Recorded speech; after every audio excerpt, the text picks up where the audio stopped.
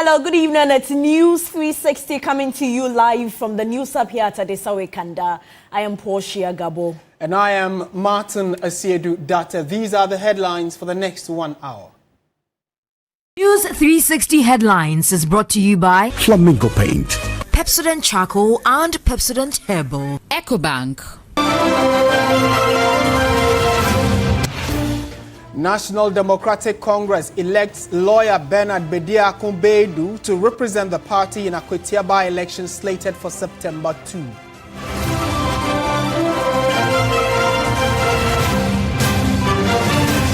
And also coming up tonight, work halt on the La General Hospital redevelopment project site for the past 2 months.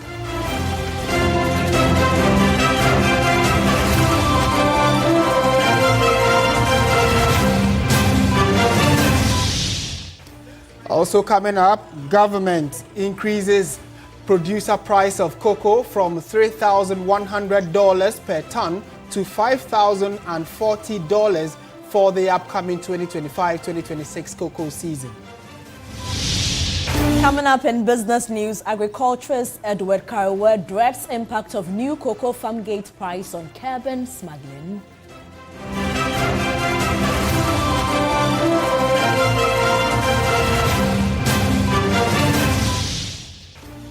And on the international front, hundreds of thousands of people under siege in the Sudanese army's last holdout in the western Darfur region, running out of food.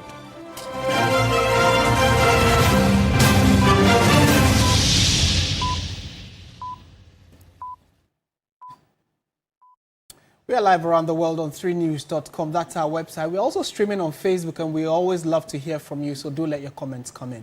We begin from the Upper East region, and while efforts to restore peace in Bawku continues, the Ghana Armed Forces is extending its mission beyond keeping a close watch on the nation's borders with Togo and Burkina Faso.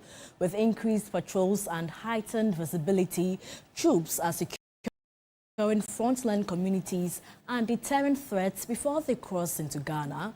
Castro Sengela has been tracking the military's operations in Kulungugu. It's few hours to sunset in Kulungugu, a bustling border town in the Portia district of the Upper East region. Soldiers from the 11th Mechanized Battalion of the Ghana Armed Forces are on the move.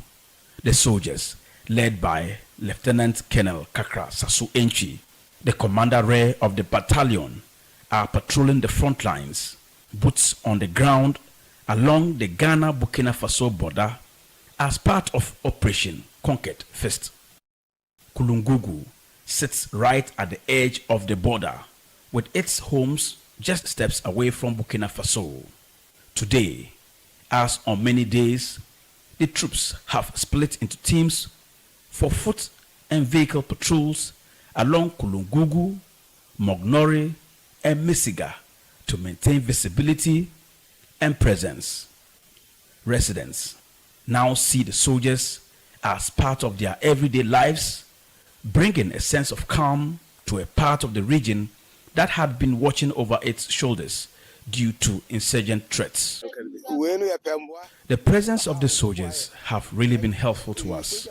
In fact, the government should deploy more of them, because when they are around in our communities, we feel safe. Kulungugu is more than a border town. It is a busy trading hub where Ghanaians and Burkinabés cross paths daily for trading activities. But traders fear that a security breakdown would affect their businesses. They want reinforcement of the soldiers and increased patrols to protect not just the border, but the future of their community. We want to see an improvement in the deployment of soldiers, policemen, and all the other security agencies in the community. We plead with the government to make sure that there are more deployments to the area to save us from the bad people. The Ghana Armed Forces continues to step up its presence along the country's vulnerable frontiers with Togo and Burkina Faso. In July, the military deployed an additional 400 soldiers to the Upper East region, which it said is a decisive show of strength aimed at boosting border security and readiness. We are bordered to the east by Togo and to the north by Burkina Faso. The terrorist activities that are happening especially in the Burkina Faso. Because of that, we always put our troops at alert positions, and to ensure that there's peace in Ghana and they don't come to Ghana, we always patrol along the border, and we are always increasing the strength of our troops to let them be familiarized with the ground, so that in case of eventualities, the fight does not rely only on the units that are deployed along the border, but at least those who are reinforced can also fight effectively and to save the country. As threats in the sub-region grow, the Ghana Armed Forces is making it clear that the safety of the country, its people, and its borders remain a top priority. For TV3 News, Castro Senyala, Kulungugu. In a related development, the Ghana Education Service has announced that this year's WAEC examination will go ahead as scheduled nationwide, including the conflict-prone areas. The director of the Ghana Education Service, Professor Ernest Kofi Davis, says candidates in affected regions will remain on school premises under protective watch until the exams come to an end. In the light of ongoing tensions in areas like Bawku, Savelerigu, Nalerigu, and Nkwanta, security agencies have been deployed to ensure the safety of students throughout the exam period. We are working collaboratively with the security to ensure that we have incident-free examinations. The students are going to stay in the school, they are not going to commute. So there wouldn't be any day students. All of them will be kept in the school under the security protection until they finish the exams. Those who will need escort will be escorted back to the safe communities they came from. And I'm sure about that. Speaking at a press conference, the director of the Ghana Education Service, Professor Ernest Kofi Davis, confirmed preparations for the 2025-2026 WASSCE are complete. The exams are set to begin on August 5 and end on September 19. He also issued a strong warning to any invigilator caught engaging in exam malpractice. We know the effect of examination malpractice on the integrity of the certificate. Information for them is that they will be dismissed because if they are caught, because the GES Council has given GES the power to dismiss invigilators and supervisors who are caught. This year, over 400,000 candidates are expected to sit for the exams at 701 centers across the country. Let's now go to the eastern region where lawyer Bernard Bediaku-Beidu, the Akwatia NDC constituency secretary and a private legal practitioner, has emerged winner in this year's parliamentary primaries for the NDC. He defeated the former member of parliament and one other contender, securing 380 votes to clinch the slot. Yvonne Nikwe has more.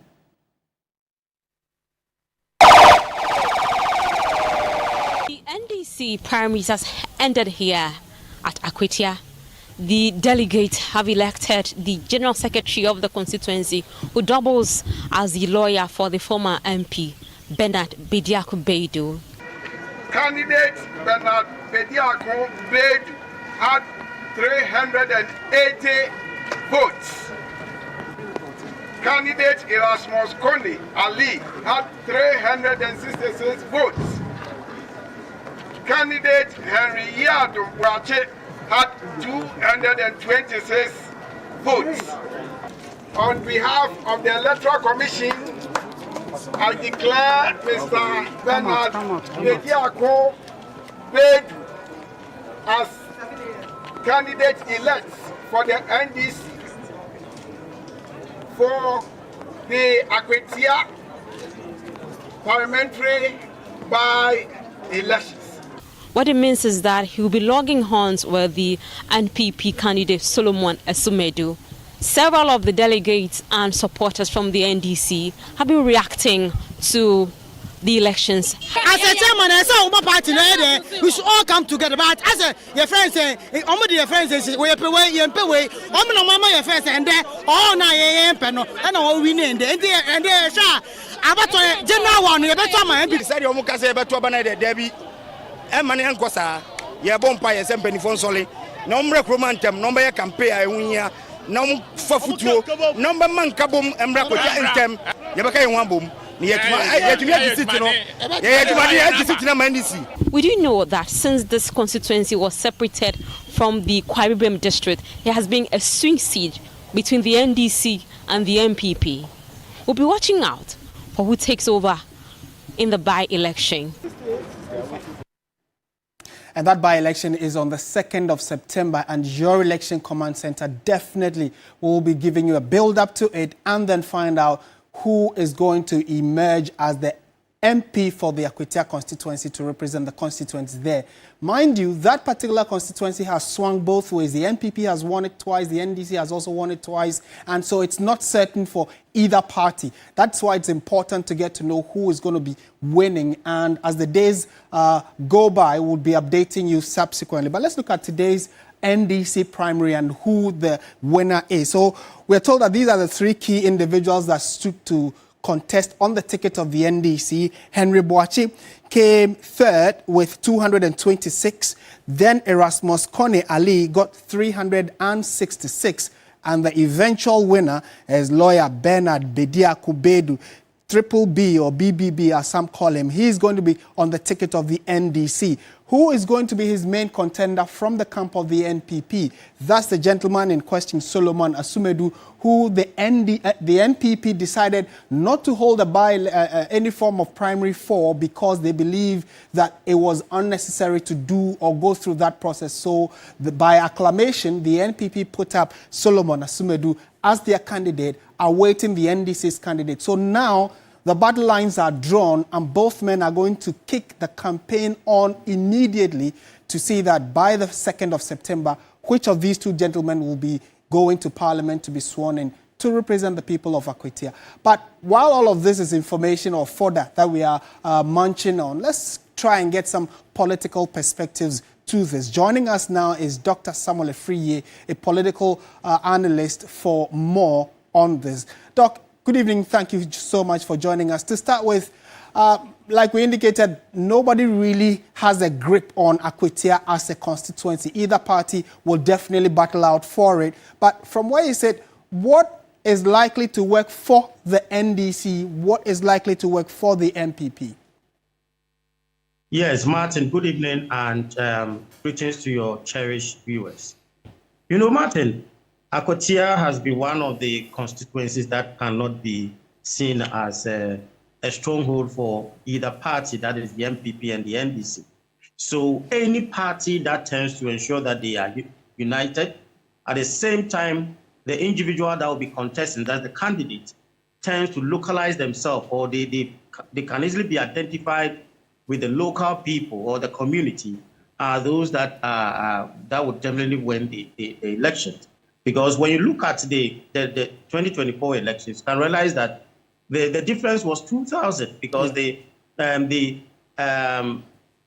one that became third now for the NDC primaries just now, that is today, even came third, right? But he was the 2024 that is the parliamentary candidate for Portia in 2024 elections. So, and it was so shocking that he became third. And so now we can see that Solomon and Beidou are new candidates altogether, that the party has elected them or selected them for the Akwatia by-election. So it's going to be a different terrain for Akwatia. So the party that united, the parties that are united in terms of projecting these candidates, and the people that will be voting or that will come out should also be seen as the one that they can identify them within the constituency. If not, I think that to go the other way round for any candidate will fit into these two criteria. Let me throw you this curveball, which will be my last question. The current administration, from information we are picking on the ground, indicate that constituents say the current administration is going in the right direction, so it's likely to go in favor of the NDC. We've also seen the alternative where some political activists or persons in the constituency are arguing that the death of the NPP MP who passed away, a few weeks ago is likely to draw sympathy votes for the NPP. Which of these two stories will fly, considering the fact that, if all things are equal and both parties are united, which of these two issues could do the magic for either party? Ghanaians, we are so attached to that is death and sympathize or empathize people in such situations.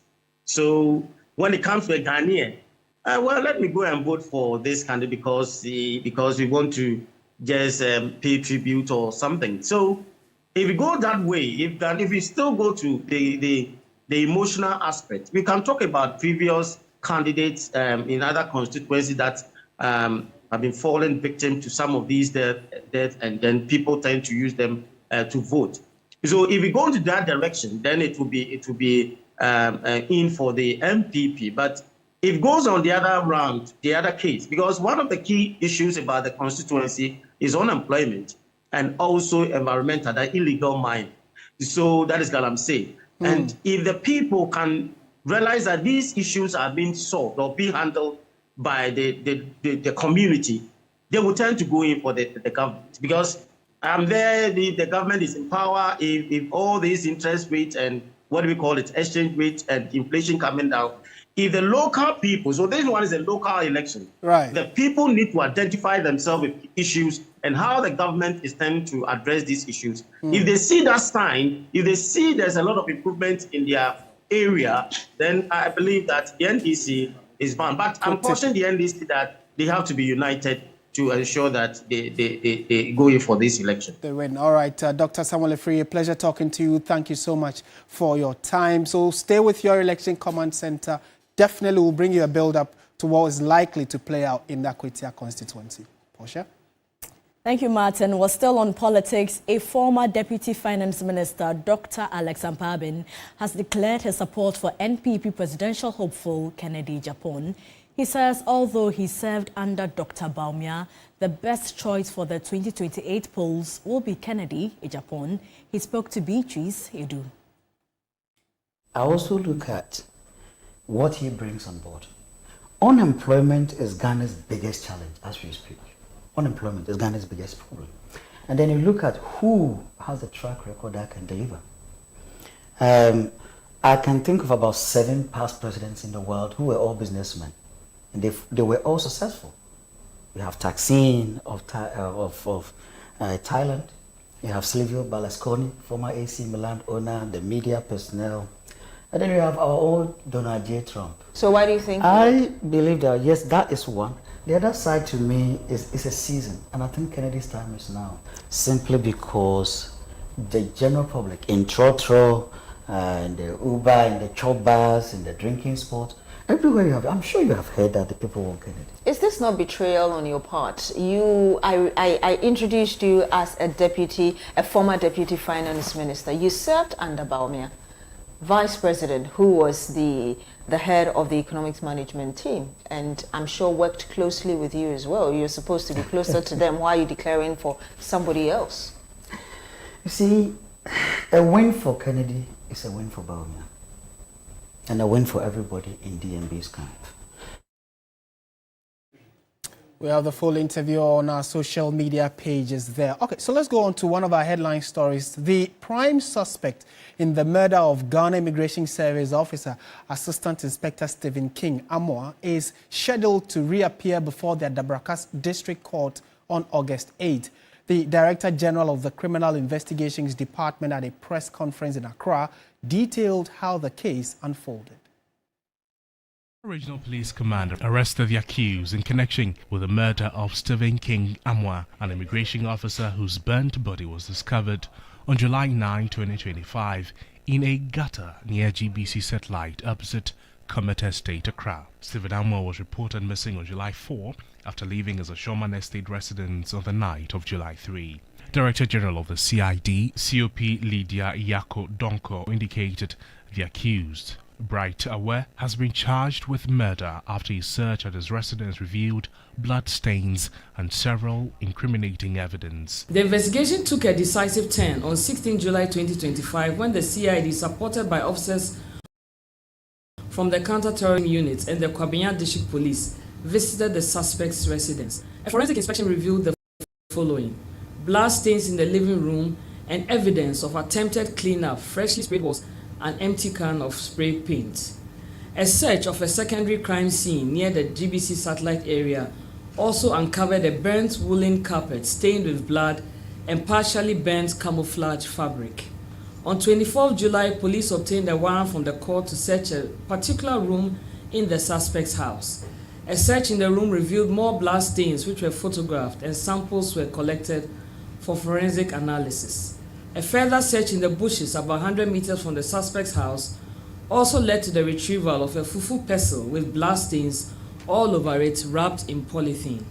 She added the CID busted a vehicle robbery syndicate following the arrest of a convicted fugitive, Abubakar Sadiq, linked to a series of car robberies in various regions in Ghana, as well as the arrest of suspect in a robbery attack on a taxi driver at Medina. The suspect and his accomplices operated under the guise of being members of a non-governmental organization or religious group. Their modus was to approach car rental companies and drivers pretending to rent their vehicles for missionary work in parts of northern Ghana, only to rob them of their vehicles mid-journey, often in remote locations in the northern region. The CID has also chalked success in our investigation into a robbery incident involving a taxi driver, Mr. Vic Martin Obeng, which took place on 1st January 2025.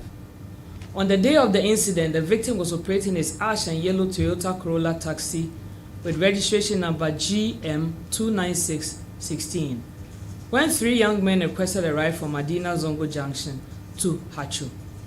While approaching the ICGC church area in Hacho, the suspects attacked him inside the vehicle. They covered his face with a shirt, tied him up, and forced him to lie on the floor on the back seat. The suspects then took control of the vehicle and robbed him of his daily sales, a mobile phone, and 13,000 Ghana cedis in mobile money before abandoning him near Westland. In more news tonight, TV3 can confirm that work has halted on the La General Hospital redevelopment project site for the past 2 months. Opinion leaders and residents of La have called out the Member of Parliament for the area, as well as government, for failing to deliver on its promise. Promises to complete the La General Hospital redevelopment project is beginning to sound like a cliché, according to residents who are not the least happy. The hospital project, which was started during the administration of the previous government, is yet to be completed, denying residents easy access to medical care. A visit to the site saw weeds taking over the project. Information gathered indicates the last batch of workers left the site on June 17. There are no equipment on site and materials have been left unattended with no sight of a contractor. The iron rods are rusting fast, ostensibly because of the site's close proximity to the sea. The project, which became a campaign tool for the current administration, is still faced with financial challenges. Now we all know what is going on now. Nobody will be talking unnecessarily. At least they should make known to us what is happening. If it is fun, because this year budget first one this media announced to so we don't know what is happening now. I will urge the President, Mama, and the MP to speed up and release the fund to the contractors to start the project. We need to back our hospital. For almost like 6 years now, there's no hospital in Labad. It's not good. The residents would want government to tell them what is going on. We are not happy about what is going on. Later on, they've started the work. We were all happy, but now we don't see them again, and we don't know wise. Who be a crowd? Almost see one this canwa santi. Kakra, Momuska.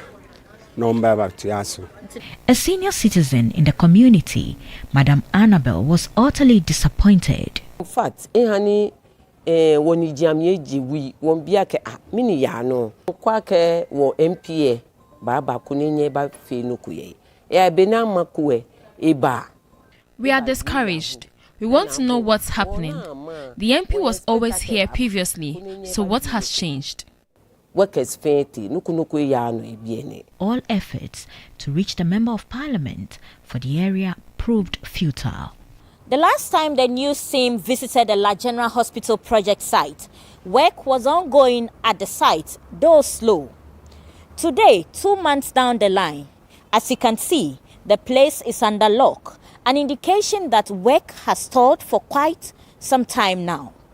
Residents are livid and would want to hear from the government on plans towards the completion of the project. Sarah Apenkro, TV3 News, La General Hospital project site, Accra. Now, during the early hours of Monday, August 4, a fire outbreak was reported at the Accra Tourist Information Center. The Ghana National Fire Service response and deployment of fire trucks prevented the fire from destroying the entire building. Our reporters were there and have come through this report.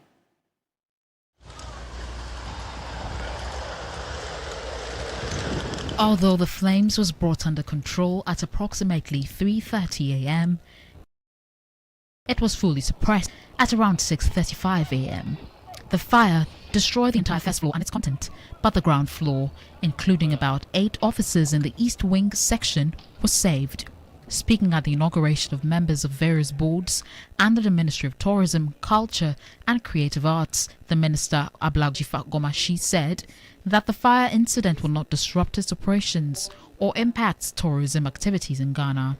We have 13 agencies under the ministry and each of them have facilities. So it's not as if we will not be able to do our work because one is down. So that shouldn't be a hindrance at all. I mean, it's inconveniencing and also a loss to the state. But for its impact on whether we're able to work going forward or not, I'm not sure that is going to affect anything. So we'll still have that.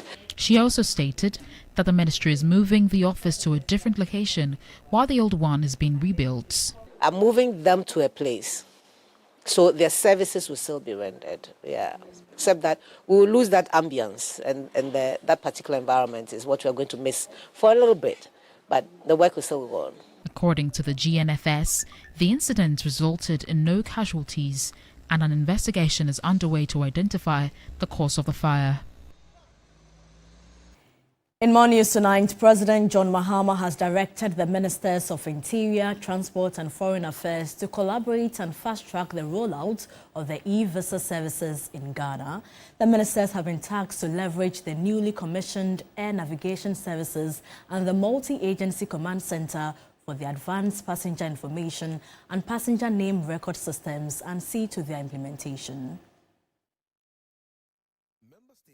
International Civil Aviation Organization, ICAO, are required to request advanced passenger information from airlines consistent with the United Nations Specialized Aviation Agency standard and recommended practice and the United Nations Security Council resolutions as an aviation security and counter-terrorism response mechanism in accordance with the Convention on International Civil Aviation. The API aimed to strengthen the flow of information among airport operators, including the pre-authorization process of collecting and distributing information that assesses travelers' risk level before they board an aircraft. The project manager of API and PNR, Francis Molengavo, says air traffic security must be paramount to all countries in the midst of global challenges.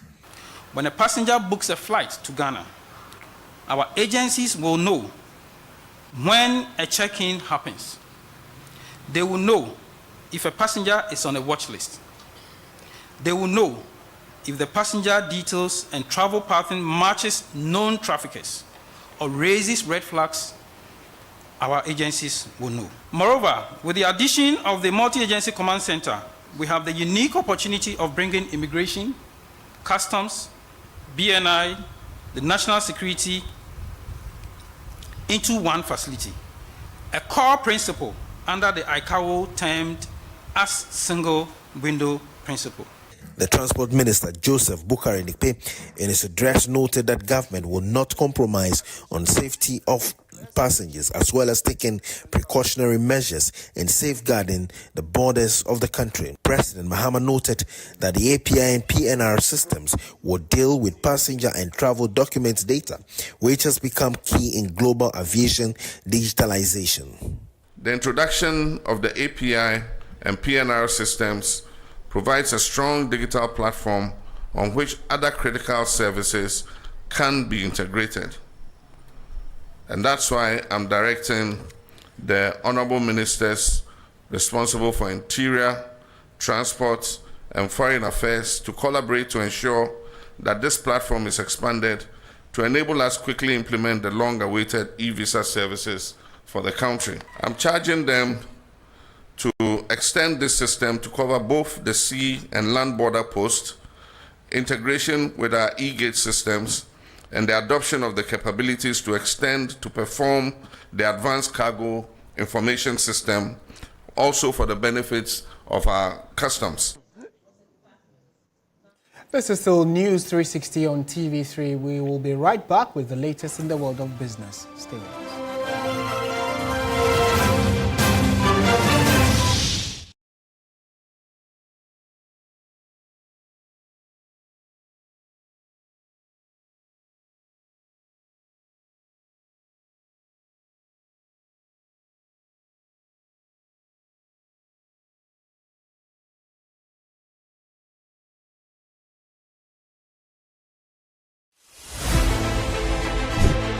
Reporting from the Takoradi Market Circle, from the heart of the Upper West Regional Capital, from the heart of the Ashanti Kingdom, reporting from Sinyani, from the Central Business District of Navrongo. The parliamentarians are on recess. This is where it all unfolds, the moments that potentially alters the course of our nation and the world. These are the individuals we recognize, the voices we amplify, who appears on screen and who contributes behind the scenes. With professionalism at our core, we bring you news you can trust, impact journalism that makes a difference. This illustrates how diverse perspectives enhance our strength and reinforces our mission. This is 3 News, leaders in breaking news, exclusive interviews, facts and analysis on TV, radio, online and digital. 3 News, first in news.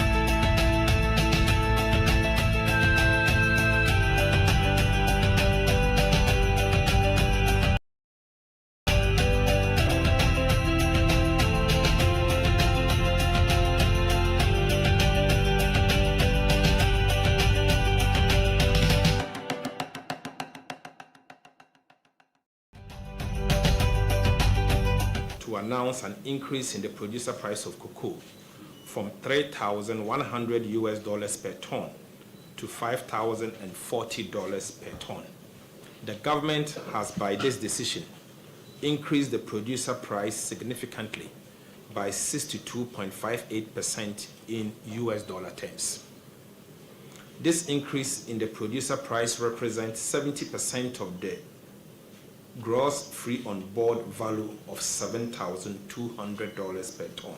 With an average exchange rate of 10 cedis 25 pesos to the dollar, the increment means cocoa farmers will now receive 51,660 cedis per ton or 3,228 cedis per 64 kilogram bag of cocoa. The government has taken steps to maintain the cedi equivalent of $3,000 per ton at 16 cedis to $1, translating to 49,600 Ghana cedis per ton.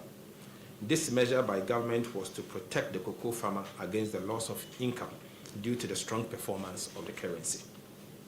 By maintaining the price at $3,000 per bag several months now, amidst the strong performance of the Ghana cedi, the government of President Mahama has subsidized the cocoa farmer with an amount of 1,114 Ghana cedis for each bag of cocoa sold since the second quarter of 2025. This intervention by government moved the farmer's share of the FOB price from 63.9% to over 99% between the second quarter till the close of the cocoa season.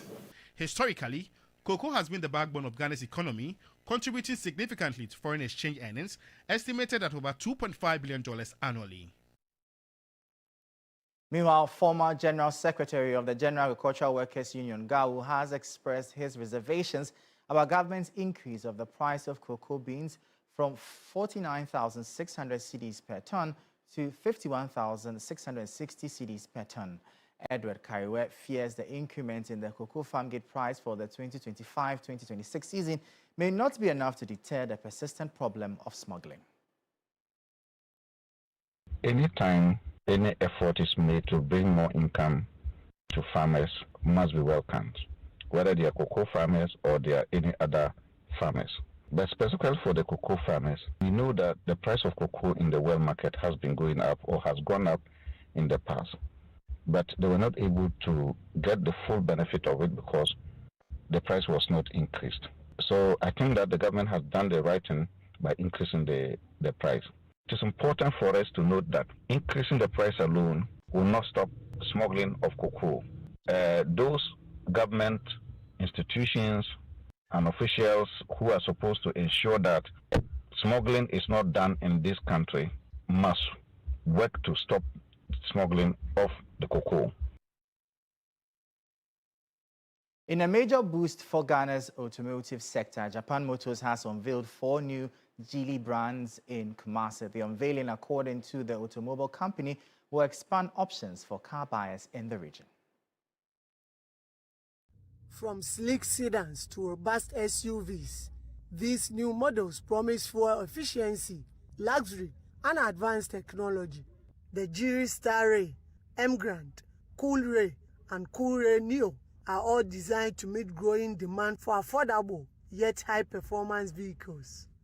These models, they combine modern styling, advanced technology, and excellent value, all tailored to meet the unique needs and the aspirations of our Ghanaian customers. Geely's product lineup ensures that there's something for everyone. What makes today's event even more special is our celebration of the local assembly. The Coolray and soon to be assembled Coolray Neo are being assembled right here in Ghana. Customers are expected to be offered with reliability, style, and unmatched value. Geely Brands is reshaping the future of mobility.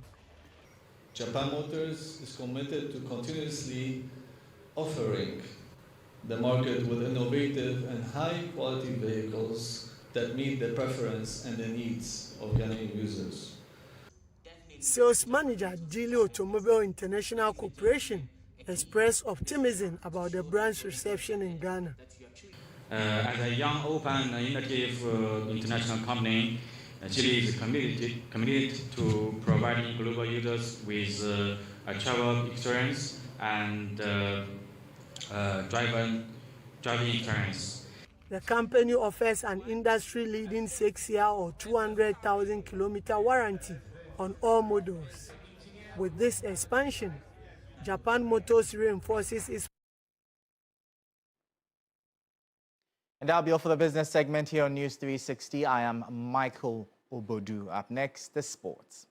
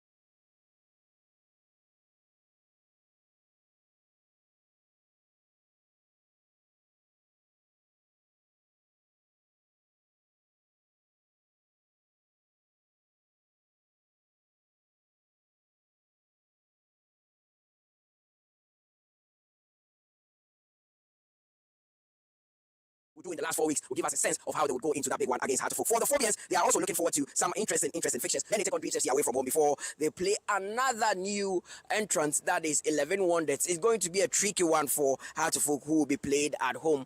Then they take on Bechib United before match day 5 against their rivals Asante Kotoko. And I'm sure that Hartlepool and Asante Kotoko are aware of what could happen in the Super Clash, and they will do everything possible to win the first 4 matches to ensure that they go into that game feeling very confident.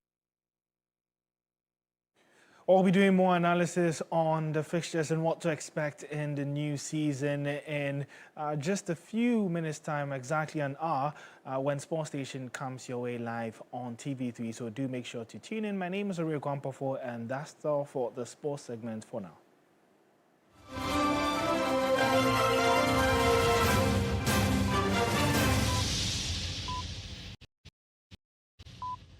My line of work, a confident smile is everything. Kel Charcoal Toothpaste keeps me on top of my game and ensures my smile is always radiant and bright.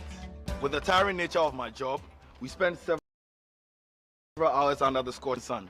To keep our teeth white and our breath fresh all the time, we use none other than Kel Charcoal Toothpaste. Kel Charcoal Toothpaste. You're on a Kessie and in a kid's one. Samayo Kendini, who be here, Semetra Sapapadia to Amame Manfo, Kel Charcoal's natural ingredients, and a bomb is so buying, a man's rain, and a sansu mama hotel so a will beg you. Kel Charcoal Toothpaste. Choose Kel Charcoal Toothpaste for anti-cavity, whiter teeth, and fresher breath all day. Available in 80 gram and 150 gram. Grab yours today. Kel, happy smile. This advert is FDA approved.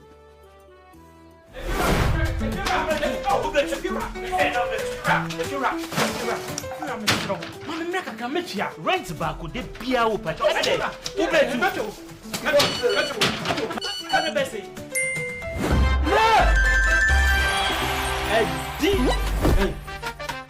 Come on, come see you. Wait, this guy. My friend, see the form. It's the Telecel Too Much Money promo. Win cash daily, weekly, and a grand prize of 1.2 million Ghana cedis. Just reload or buy a bundle with Telecel Cash to earn points and stand a chance to win big. Dial *500# or visit the Telecel Play app to opt in and start winning in the Telecel Too Much Money promo. Terms and conditions apply. This promo is regulated by the NLA on the Caritas Lottery platform. When is campaign? If you're a baby, many schedule no. If you know, meto chiaka. Inti ene, uno ba no mpe baby amobeda.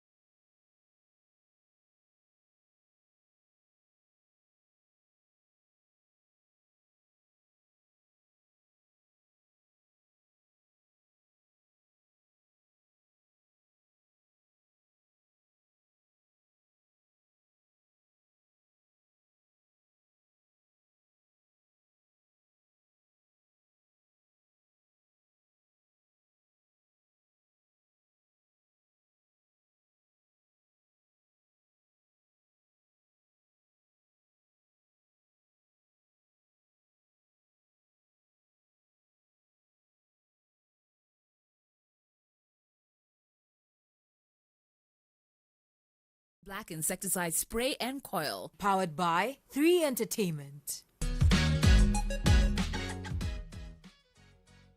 Well, good evening and welcome to the entertainment news segment here on News 360. My name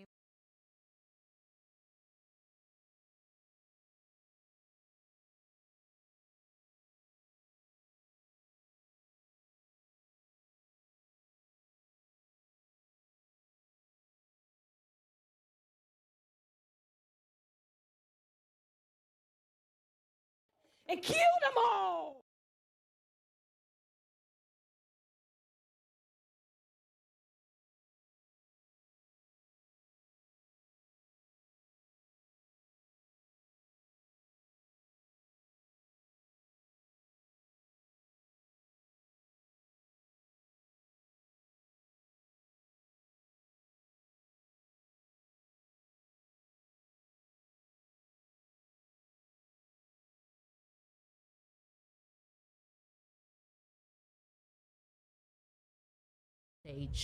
To us, it's not just our story, it's the novel of our ancestors.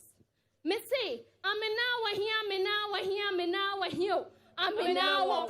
from stories of the Gonja land to the first king of Mafidobe, Sekwa, and Esufrao, a river believed to channel the spirits of Ekwemu and powers the Akosombo Dam resonated deeply. Oh, that this river wasn't just a mere river, but was one that has strength. From Adan to Watimpoku, the river turned their ships around, spun their vessels, and out of fear, they cried out loud, Revira Volta, Revira Volta. After hours of riveting storytelling, Greater Accra Region's Ajoko stood out, earning the first Star Performer Award of the season. Ajoko, our very first star. Well, I always say that I started working harder way long time.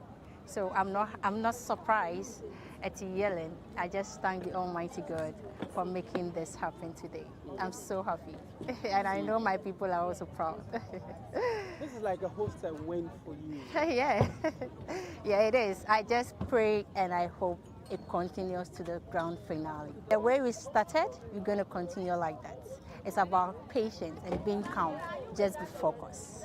That is all. Ajwa from the Eastern region and Etonam from the Volta region also earned high praise from the judges, taking home the Best Costume and Most Eloquent awards respectively. And the best costume goes to Ajwa. Oh, wow. Ajwa. And that brings us to the end of the entertainment news segment here on News 360. My name is Noella Donko. Thank you so much, Noella. Coming up, international news. Hundreds of thousands of people under siege in the Sudanese army's last holdout in the Western Darfur region are running out of food. The area has been under constant artillery and drone barrages, while those who flee risk cholera and violent clashes. Al-Fashir, the capital of North Darfur State, is the biggest remaining front line in the region between Sudan's army and the paramilitary Rapid Support Forces RSF. The city's fall would give the RSF control over nearly all the Darfur, a vast region bordering Libya, Chad, Central African Republic, and South Sudan. And that's it for our bulletin this evening. Thank you so much for watching. At 9 p.m., the sports team will come your way with Sports Station, so do make a date. And I am Portia Gabor. Do join Alfredo Kansa at 10 p.m. for Ghana tonight. Good evening.